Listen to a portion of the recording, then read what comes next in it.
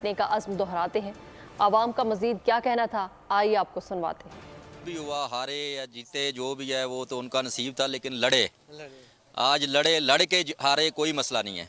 इसी तरह लड़ के हारे कोई मसला नहीं है। हार जीत गेम का हिस्सा है। जज्बात बहुत अच्छे हैं माशाल्लाह, टीम बहुत अच्छा खेली है आज, लेकिन इनकी अप्रोचेस गलत हैं। क्योंकि हमने ऑस्ट्रेलिया का मैच देखा, आखिरी 10 ओवर में 144 कर रहे हैं, साउथ अफ्रीका 140 कर रहे हैं 10 ओवर में, लेकिन पाकिस्तान वही 10 ओवर में 40-50 कर रहा है।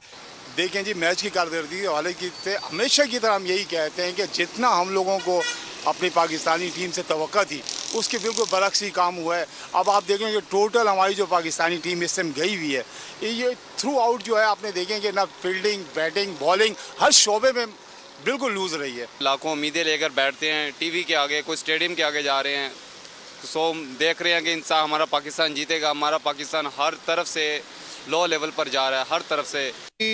बहुत मायूस किया इन्होंने, जैसी टीम थी ना रैंकिंग पे पहले। शानदार माजी बदतरीन